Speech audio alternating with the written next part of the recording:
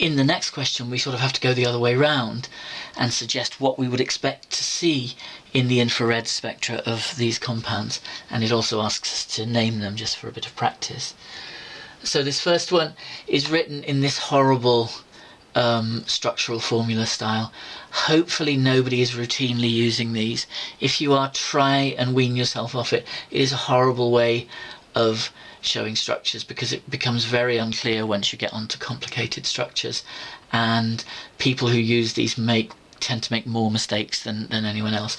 So my inclination would be to start off straight away and say, right, let's convert that into a skeletal formula which is much clearer. So we have CH3, CH2, CO. Now when you see CO like that, that must be C double bond O, because otherwise that carbon wouldn't have enough bonds. So that's C double bond O when it's written like that. It's a ketone group in the structural formula.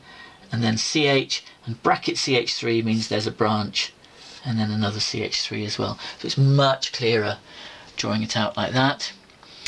And so what's it going to have in its infrared spectrum? Well, no OH groups, but it does have the C double bond O, which is a ketone in this case, but all carbonyl groups, whether they're aldehydes, ketones, carboxylic acids, or other things which you will learn about next year, they always give infrared peaks basically in the same place. So you say there'll be a CO peak, and then quote the data sheet. You must give the range. So 1630 to 1820 reciprocal centimetres, that's what you would expect to see. Of course, that's not the only thing you'd expect to see. You know that there'll be CH peaks, and there'll be a bunch of other peaks as well, which we'll talk about in a minute, but they're not easily predictable. So that's the only thing that you would be expected to say confidently, yes, that would be there. You can say the CH as well if you want to, but generally that's not very informative in terms of helping you understand what the structure is, so people tend not to be terribly interested in it. Right, so B is that. So first let's do the name. So we've got a ring of 6, so that's cyclohex. It's saturated, no carbon-carbon double bonds in it, so it's cyclohexane, and it's got an OH group on it, so it's going to be cyclohexanol, and I've left a gap so we can put a number on it. And it's also got these two 1-carbon branches, so it's dimethyl. Di to mean there's 2 of them. So 2 separate methyl groups. So dimethyl cyclohexanol, but we need numbers. Now the rule is that the group which gives the ending, which is the ol in this case, that takes priority to get the lowest number. So when we're numbering this, that's going to be carbon 1. And then you take the shortest route round to the next carbon that has something to report, you know, that's going to need a number, so that you keep the numbers as small as possible. So if we went clockwise, nothing would happen till we got 2, 3, 4, 5. But by going anti-clockwise, we get 1, 2, 3. So that's what we do, just to keep the numbers as small as possible. And once you've done that, then that makes the rest of it easy, because the OH is on carbon 1, so it's cyclohexane 1ol. And then carbon 3 has the 2 methyl groups. So remember, they each need a number. So it's 3,3-dimethyl cyclohexane 1ol. Well, we've got no carbonyl groups this time, but we do have an alcohol group. So what we're going to expect to see is OH. And it's really important that you remember that there are these 2 different kinds of OH groups. So don't just write OH, but write alcohol OH to distinguish it from a carboxylic acid OH, and obviously therefore make sure you get the right range, which is 3,200 to 3,600 wave numbers. And that would be the only easily identifiable peak, again, other than the CHs for that compound. Part C, again, you might want to draw it out, although it's not quite as unclear in this case perhaps as it was in some of the others. So we've got CH2Cl, so we've got chlorine attached to the end carbon there, and then a carbon with 2 chlorines, so that's the CCl2 there, and then COOH on the end. So we've got the carboxylic acid group there. So that's what we're looking at. So what peaks do we expect for that? Well, we're very used to carboxylic acids by now, so remember we've got two characteristic peaks. You've got to make sure you've got both of them. So we'll have the C double bond O vibration, which is 1630 to 1820 cm to the minus 1. And we'll have the carboxylic acid OH. Remember, don't just write OH. The carboxylic acid OH, which is 2500 to 3300 wave numbers. Now, if you looked at your data table, you might also think, yeah, what about those carbon-chlorine bonds? Because if you look in your data table, carbon-chlorine is also down there. And so you could write that down and say, right, carbon-chlorine 500 to 800 cm to the minus 1. And that's perfectly true. However, that peak actually is incredibly hard to identify. And that's because if you think about it, all the peaks we've looked at so far have been in that right-hand half of the spectrum, basically with wave numbers bigger than about 1500, going up from about sort of 1600 odd, close to 4000. We haven't talked at all about peaks on the right-hand side of the spectrum as it's normally plotted, with wave numbers below 1500. And there's a very good reason for that, which we should probably talk about now. So have a look back. This was spectrum 5 from the previous question. So if you just have a look back at that and look at the actual spectrum. And we decided that that came from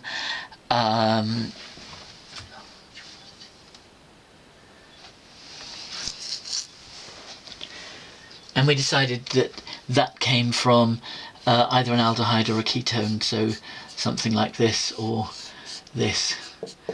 maybe this was the compound which gave rise to that spectrum. Now you can see that there are peaks between 500 and 800. That one, for example, is sort of squarely in the middle of that range. Now it doesn't span the whole of that range, but that's actually not what it means for that CCl peak. These tables are a bit bad for that sometimes, as with the carboxylic acid peak, it means it spans that whole region. Sometimes it just means there'll be a peak somewhere in that range which may be narrower than that. So actually when you have CCl peaks, they look just like that one, but obviously this compound hasn't got any halogen in it. So when you see a peak there, it could be CCl, but it might be something else. The same is actually true of C single bond O. So again, looking at your data sheet, CCl was 500 to 800. C single bond O, which of course you get that in the spectrum of an alcohol or a carboxylic acid, because they both have C single bond O, and it tells you 1000 to 1300 wave numbers. And again, this spectrum has a massive peak in that sort of range. So you might think, oh, that could be a C single bond O, except we know that there isn't a C single bond O. So these peaks are really not useful. They exist. So when you have compounds that contain a CCl bond, they really will have a peak that arises from stretching of that in that region, and C single bond O will give a peak there. But the trouble is that compounds that don't contain these bonds are also likely to have peaks. And that applies to basically this whole region from about 1500 down to the end there at around 500. That whole region is pretty useless when it comes to identifying peaks. It's called the fingerprint region. And the reason it's called that is that most of the peaks in that region don't come from just a single kind of bond vibrating. So you can't just point to it and say, oh yeah, that's the C double bond O vibrating, or the OH vibrating or whatever. They come from vibrations involving combinations of different bonds vibrating in a coordinated way. And those kind of vibrations are going to be unique to an individual molecule, because different molecules will have different combinations of bonds which can vibrate, as I say, collectively in sometimes quite complicated ways, and their energies are not going to be predictable by simple methods. So most of the peaks here you can't match to an individual kind of bond like that. And the problem is that those sort of collective vibrations of different bonds vibrating in sync with one another, those can very easily have energies which correspond to wave numbers in the same kind of ranges as these specific stretches. So when you see a peak between 500 and 800, you mustn't look at that and say, oh, that's a CCl or C halogen bond. And when you see a peak between 1000 and 1500, you mustn't look at it and say, oh yeah, that must be a C single bond O, because it might be, but it's actually more likely not to be. It's probably just one of these cooperative vibrations involving multiple bonds. So the bottom line is that although they're there in your data table, infrared is not good for detecting those, and you shouldn't use them unless it specifically tells you to. You shouldn't use them in trying to figure out what a structure is. So in the question we just looked at, yes, you can write down the CCl bond 500 to 800 and it will be there, but if you were going the other way and trying to deduce the structure from the spectrum, seeing that peak there doesn't give you strong evidence for the CCl peak. So that leads on to part 2 of that question, which asks about all these extra peaks that don't correspond to anything that specifically is there in the table. So when you're asked about those, that's what you need to explain, that those mainly arise from vibrations involving several bonds vibrating in a coordinated way, words to that effect. And it asks you why they're useful analytically, and the point is to say they will be unique to a particular molecule.